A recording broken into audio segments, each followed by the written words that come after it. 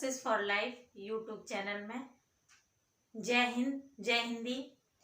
आज तो विश्व हिंदी दिवस है, तो उसकी सभी को बहुत बहुत बधाई।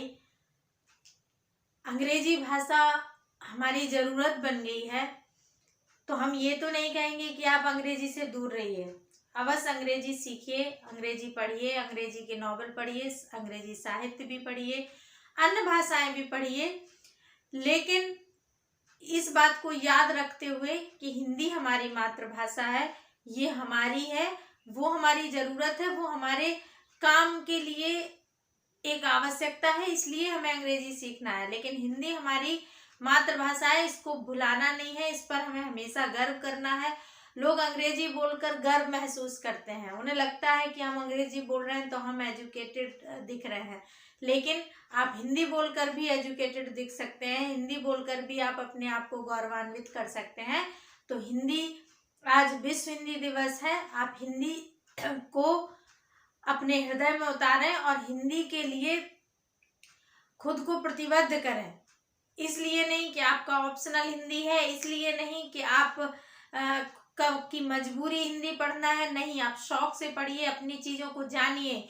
हिंदी, संस्कृत, ये अपनी मूल भाषाएं हैं, इनको जानना बहुत ज़रूरी है। इनको जानेंगे तभी तो हम अपनी सनातन संस्कृति के बारे में जानेंगे। हम किसी भी मजहब, किसी भी धर्म, किसी भी नेता, पार्टी, इन सब से दूर रहना चाहते हैं। अगर आप उर्दू भी सीखते हैं तो उससे भी आप हिंदुस्तान की चीज़ों को सीखेंगे। तो अब भाषा कोई भी खराब नहीं है, आप सभी भाषाओं को सीखें, पर हिंदी चूंकि हमारी राजभाषा भी है, कामकाज की भाषा भी है और हमारी मातृभाषा भी है, तो इस पर विशेष ध्यान दें। और चूंकि हिंदी और उर्दू लगभग लिखने में तो अलग है, पर ऐसे शब्द एक दूसरे के घुले मिले हैं, तो हम लोग हिंदी के साथ तो उर्दू के शब्द भी शामिल करते हैं, तो आप वो भी स्वीकार कर सकते हैं। और कभी भी इस चीज़ से ना देखें कि हिंदी को अपनी ये ना समझें कि हम हिंदी मीडियम पढ़े हुए हैं या हम हिंदी से कर रहे हैं तो तौहीन ना समझें, उस पर गौरवान्वित फील करें। हिंदी हमारी मातृभाषा है और हमें अपनी माँ पर हमेशा गर्व होता है, और माँ की पहचान बेटों से होती है। अगर हम कुछ बड़ा कर लेंगे तो हमारी हिंदी ऑटोमेटिक बड़ी हो जाएगी। हम उसको छोटा करते हैं, वो अपने आप में बड़ी छोटी नहीं होती। हमारी घर की माँ भी बच्चों से पहचानी जाती है। अगर उनके बच्चे अगर बड़ा कुछ करते हैं तो माँ की पहचान उसी से होती है कि उसका बेटा है। तो आप वो आराधना मूवी का गाना है, उसको ध्यान रखते हुए कहें कि जो भी तुझे देखे वो ये कहे, किस माँ का ऐसा दुलारा है तू। तो हम हिंदी माँ के दुलारे हैं, तो हिंदी को प्रमोट करते रहें, हिंदी को आत्मसात करते रहें, हिंदी पर गर्व महसूस करते रहें। आपको पुनः विश्व हिंदी दिवस की बहुत बहुत शुभकामनाएं, बहुत बहुत बधाई। जैसा कि आपको बोर्ड पर टाइटल दिख रहा होगा, 80 दिनों में बीपीएससी की तैयारी।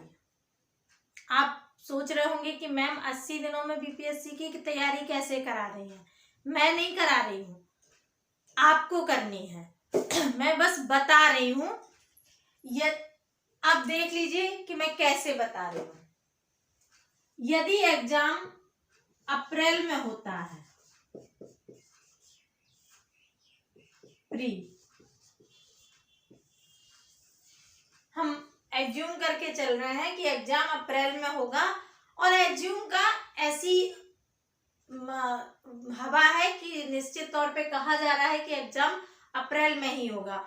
हम इसे अप्रैल के फर्स्ट वीक में मानकर तैयारी करते हैं। आगे पीछे जो भी नोटिफिकेशन, जो भी नोटिस आएगा बीपीएससी से, वही सर्वमान्य होगा। ये हमारा अभी का जो र्यूमर है, अभी जो सबको पता है कि अप्रैल में एग्जाम है, उसके आधार पर हम देखते हैं। तो आज 10 जनवरी है, आज 10 जनवरी है, और अगर पेपर अप्रैल में है तो 10 जनवरी के इनकी 20 दिन यहाँ है जनवरी में, प्लस 28 दिन फेब में, प्लस 31 दिन मार्च में। ये मिला के 1-2 दिन अप्रैल का भी हो सकता है, ये सब मिला के लगभग आपके पास 80 दिन का टाइम है। 80 दिन का टाइम है आपके पास तैयारी का। और चूंकि हम आपको पिछले वीडियो में भी बताए थे, हमसे हमारा डिस्कशन हुआ था कि आप लोग तैयारी प्री की बहुत हद तक कर चुके हैं। जिनके साथ कोई विशेष व्यवधान नहीं हुआ है वो अपनी तैयारी को अंतिम टच दे चुके थे, वो अंतिम रूप से तैयारी कर चुके थे 12 दिसंबर के लिए।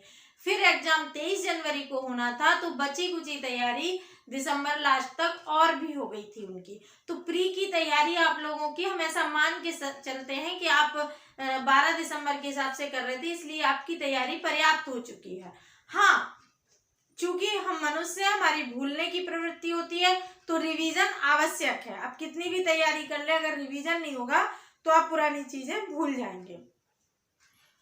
तो इसलिए रिवीजन जरूरी है। तो अप्रैल में एग्जाम है, तो प्री की तैयारी हम ये मान के तो छोड़ नहीं सकते कि हम दिसंबर तक कर चुके थे, हो गया, नहीं, आपको प्री तो लेकर चलना ही है। अब आप देख लीजिए कि प्री में जो आपके पास सब्जेक्ट हैं, प्री जो आपको अब पढ़ने हैं, जो आप पढ़ चुके हैं, ठीक है, हिस्ट्री,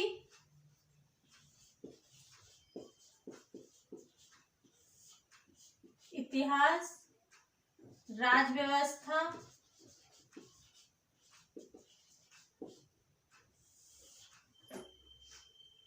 इतिहास राज व्यवस्था प्लस इतिहास हो गया, राज व्यवस्था हो गई, प्लस साइंस, विज्ञान,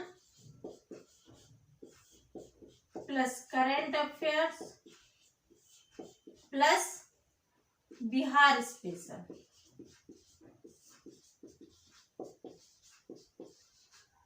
बिहार स्पेशल ये आपको किस में पढ़ना है?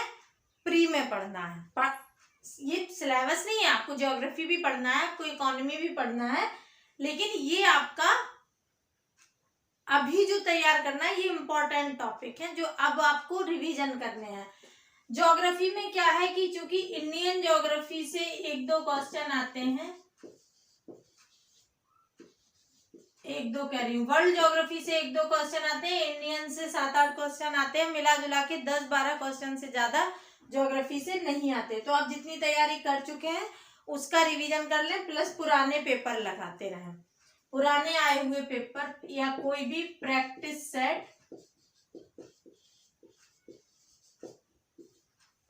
सेट आप करें।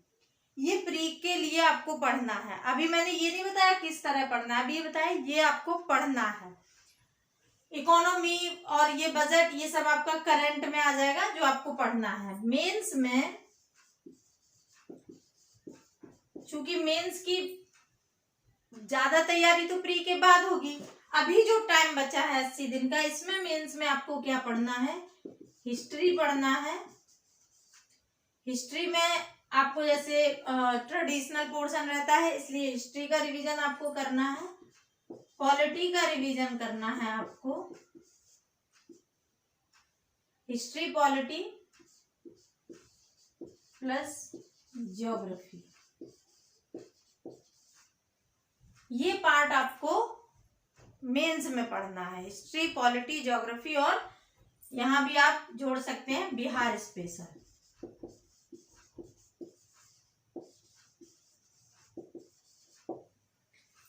ऑप्शनल, मेंस में ये जीएस था, ये ऑप्शनल। ऑप्शनल आपका जो भी है, हम यहाँ हिंदी लिख रहे, क्योंकि हिंदी हमसे जुड़ा हुआ है, इसलिए बाकी आपका जो भी सब्जेक्ट है ऑप्शनल वो। अब आपको क्या करना है कि यदि आप 8 घंटे तैयारी करते हैं, यदि आप 8 घंटे डेली पढ़ते हैं, ऐसा माना जाता है कि आप तैयारी कर रहे हैं और तैयारी के लास्ट फेज में है, एग्जाम आने वाला है, तो आप 8 घंटे तो पढ़ ही रहे होंगे, 8 घंटे प्रतिदिन। अगर आप 8 घंटे प्रतिदिन पढ़ रहे हैं तो हमारे हिसाब से आप 4 घंटे प्री को दे सकते हैं, 2 घंटे जीएस मेंस और 2 घंटे ऑप्शनल।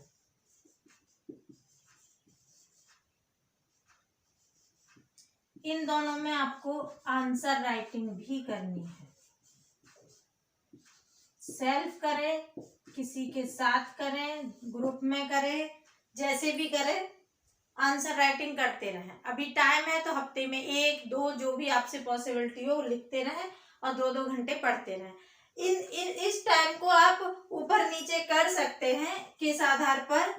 अगर आपका प्री बहुत अच्छा है, आप हर बार प्री निकाल ले जाते हैं, कई बार से दे रहे हैं, प्री निकल जाता है, मेंस गड़बड़ाता है, तो आप यहाँ पे 3 घंटे भी कर सकते हैं। और ये जो पोर्शन कम है यहाँ आप 2.5 घंटे या 3 या 2 घंटे के हिसाब से दे सकते हैं। ये आप देख सकते हैं। यहाँ आपको क्या करना है, चूंकि इतिहास का एक बड़ा पोर्शन बिहार में आता है, तो यहाँ तो आपको बहुत मेहनत, 5 स्टार दे लीजिए, यहाँ तो कोई ऑप्शन ही नहीं है। इसको तो आपको अच्छे से तैयार करना है, ये भी आपको अच्छे से तैयार करना है, क्योंकि यहाँ से भी बहुत अच्छे प्रश्न आते हैं। 30 प्रश्न के आसपास यहाँ से, 30 यहाँ से। ये पोर्शन भी करंट, इसको आप छोड़ नहीं सकते। ये इसके बाद आप इसे 4 स्टार दे सकते हैं,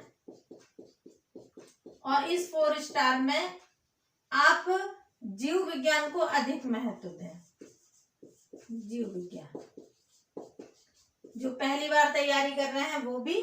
उसके बाद आप राज्य व्यवस्था को 3 स्टार दे सकते हैं, और ज्योग्राफी को 2।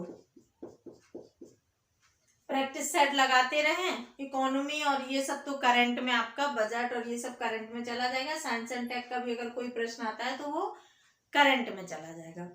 इन चीजों को आप ऐसे डिवाइड कर लें कि ये अगर आप 4 घंटे डेली पढ़ते हैं तो 80 दिन में आप इन्हें कैसे कवर करेंगे, कितना कितना आपको पढ़ना है, कौन कौन चीजें पढ़नी है। जो आपने नोट्स बना रखे हो तो उन्हीं का रिवीजन करें।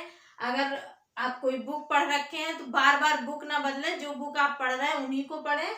और अभी तक चूंकि दिसंबर में पेपर होना था तो दिसंबर तक का करंट आप पढ़ चुके होंगे कई बार, तो उस करंट को बाद में रिवीजन कर लेना। अभी वाला करंट पढ़ते चलो और उसको संडे संडे ऐसे करके रिवीजन करते चलो।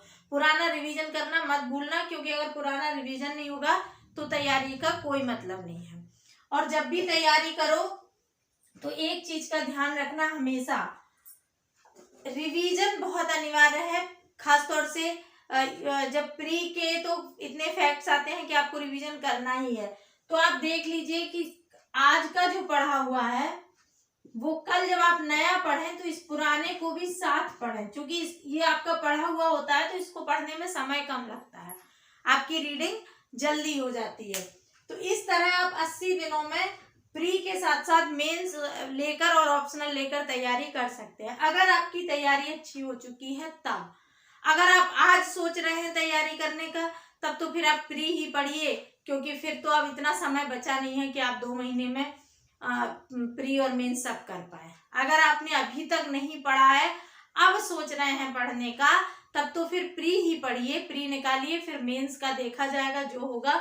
फिर प्री के बाद ही मेहनत करिएगा, उस समय भी कर सकते हैं। लेकिन अगर आप पहले से दिसंबर के एग्जाम के लिए लगे हुए थे, पढ़ रहे थे, तो अभी बहुत अच्छा टाइम है, पढ़िए। लॉकडाउन है, घर में सुरक्षित रहिए।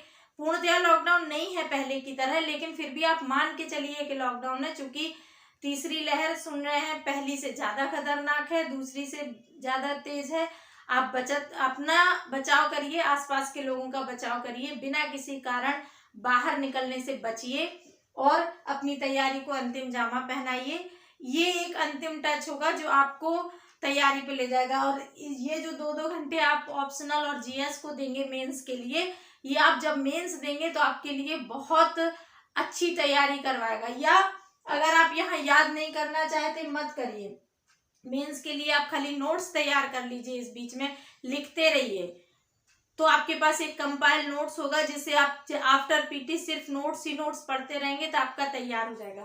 3 ही चीजें मैंने इसलिए बताई, 4 चीजें, चूंकि साइंस एंड टेक करंट से रिलेटेड होता है तो उसी समय पढ़ना सही रहेगा। दूसरी चीज, करंट के जितने भी मुद्दे हैं वो आपको तभी तैयार करने होंगे, तो वो उस समय कर लीजिएगा। जो ट्रेडिशनल है, जो कभी बदलना नहीं है, उसको पढ़िएगा। आपको पता नहीं है कि आपको कितना कम सिलेबस देके आपको एसडीएम बनाया जा रहा है। 88 सीट है, 88 सीट आई हुई है एसडीएम की। आप करिए। ये बहुत अच्छी अपॉर्चुनिटी है, गोल्डन अपॉर्चुनिटी है आप सबके लिए। आपको अंदाजा नहीं है, यूपी वगैरह में इतना सिलेबस है आईएएस में, और यूपी पीसीएस में इतना सिलेबस, आईएएस तो खैर हो ही गया बड़ा, यूपी पीसीएस में भी इतना सिलेबस है और छोटे छोटे प्रश्न आते हैं, तो आपको हर प्रश्न के बाद मूड चेंज करना होता है आंसर लिखने के लिए। यहाँ आपको बड़े प्रश्न आते हैं, एक बार जो कलम सेट हुई तो पूरा प्रश्न लिखकर ही आपको मूड चेंज करना होगा 5 से 6 पेज लिखने के बाद। ये सब फायदा यहाँ है। दूसरी कितना जैसे यहाँ हिस्ट्री है, यहाँ आप 3 कलाएं पढ़ते हैं, एक आपका कंफर्म है, 3 थिंकर पढ़ते हैं, एक आपका कंफर्म है, 6 प्रश्न पढ़ने के बाद आपको 2 कंफर्म मिल रहे हैं। कितनी बड़ी अपॉर्चुनिटी है। और बहुत कुछ पैड क्वेश्चन रहते हैं बीपीएससी के जो ट्रेडिशनल में पूछ ही लेता है। आप कहोगे पिछली बार मैम कुछ बदलाव था, अवश्य था, लेकिन करंट के साथ। ट्रेडिशनल तो उसी तरह का आया था ना, करंट के क्वेश्चन थोड़ा सा घुमा के दिए थे, बाकी तो वही था। ट्रेडिशनल में तो कुछ चेंज हो भी नहीं सकता ना, पाल कला है तो पाल कला ही पूछेंगे ना, मौर्य कला है तो मौर्य कला ही पूछेंगे ना, कितनी भाषा चेंज करेंगे उसकी। तो इन सब चीजों को देखते हुए आप इसमें लग जाइए, 80 दिन भी कम नहीं है। अगर आप पूरे दम से लगेंगे तो आपके प्री का रिजल्ट, आप पॉजिटिव रिजल्ट आपके हाथ में होगा। मेंस आप लिखेंगे और मेंस का रिजल्ट भी आपके हाथ में होगा अगर आप अच्छे से तैयारी करेंगे। और इतने एसडीएम के पोस्ट है, हम चाहते हैं कि आप सब एसडीएम बने। आप कहेंगे मैम 88 पद है, हम इतने सारे लोग हैं, कैसे बनेंगे? 88 लोग ही बनेंगे, लेकिन उन 88 में से एक आप भी हो सकते हैं, ये सोच के तैयारी करें। अगर ये मान लेंगे कि हम नहीं बनेंगे तो फिर हम नहीं बनेंगे। तो लगे रहिएगा, हमारी शुभकामनाएं आप सबके साथ हैं। आप सिलेक्ट होइएगा, अपने परिवार को अनमोल तोहफा प्रदान करिए, इस लॉकडाउन का फायदा उठाइए। ये दुखद है लॉकडाउन, लेकिन फिर भी चूंकि है तो हम इसे बदल नहीं सकते, तो आप इसका फायदा उठाइए।